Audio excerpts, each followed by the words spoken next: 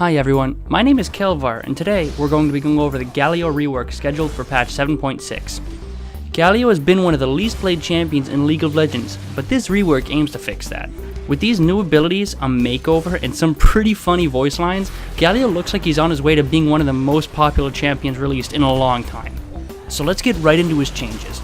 Galio's passive is Colossal Smash. Every 8 seconds his next basic auto attack deals 15 to 100 base damage, plus 100% total AD, plus 40% total MR depending on level in an area. This means that if you're a level 18 Galio with 100 AD and 300 MR, then your next passive attack will be doing roughly 320 damage in an area around your main target. Not bad for a tank, but Galio's Q is where things get interesting. Galio fires 2 Wind Blasts that deal 60 to 200 damage plus 60 AP. If we did that math at level 1 with 30 AP, it deals roughly 78 damage. Not only that, but when the 2 blasts meet, they make a tornado that deals 45 to 105 damage, plus 40% AP, plus 9% max health as magic damage over 1.5 seconds. That means at level 1 with 30 AP, attacking a target with 500 health, not only do the blasts do 78 damage individually, but the tornado they create can do 102 damage. If you use this ability correctly and the enemy stands in the tornado, you will do a whopping 180 damage at level 1. And since this ability does max health damage, it is incredibly relevant all game, regardless of how Galio builds, meaning he'll always be able to bring some damage along with his tankiness to the fight. Now let's move on to Shield of Durand, his new W. After not taking damage for 12 seconds, Galio gains a shield that absorbs magic damage ranging from 8 to 23% of his total HP. Upon casting this ability, he charges up, increasing a radius around him and gaining 20 to 40% plus 8% per 100 bonus MR damage reduction, but slows himself for 30%. This is a really fancy and complicated way of saying that for every 100 MR you have, you take 8% less damage. So if you have 100 MR, you take 8% less. If you have 200 MR, you take 16% less. The actual numbers look more like this.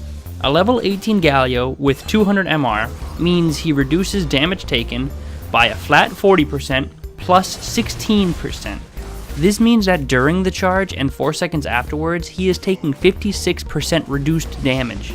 On top of that, after releasing the charge, Galio taunts enemies in the radius around him for 0.5 to 1.5 seconds depending upon the charge's duration, and it refreshes the damage reduction for another 4 seconds. If that's not enough, the charge time cannot be interrupted by CC. Galio can be CC'd, however, it does not interrupt the charge. This ability is a massive team fight changer. If Galio can get to the backline with your ultimate and then use the W Shield of Durand, it could single-handedly win you the team fight once your team follows up. Not to mention the damage from your Q and the E, that can be a big fight disruptor as well. Galio lunges forward, dealing 100 to 260 damage, plus 70% AP magic damage to enemies and knocking them into the air for 0.75 seconds. This is the second hard CC ability Galio has in his kit. Level 1 with 50 AP, Galio deals 135 damage. The only thing that can be aggravating about this ability is that it cannot go through terrain and has a small preparation animation where Galio jumps back and then lunges forward, making it incredibly obvious where he's going to be lunging to. I would compare it to something like a Vi Q, only it doesn't go over walls.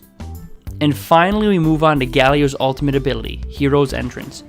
It designates an allied champion's current position as a landing spot and grants the same resistances he gets from his W to that ally until he lands. That's 20 to 40% damage reduction plus 8% per 100 bonus MR he has. If we do the quick math again, a level 18 Galio with 200 MR means that it's reducing damage taken by that allied champion by 56%. And then when Galio lands, enemies in a massive area of effect take 150 to 350 plus 70% AP magic damage and are knocked up for 0.75 seconds or 1.25 seconds if they're in the center of the ability. Now when I was in the PBE testing out Galio, I gotta say this ability felt so good to use.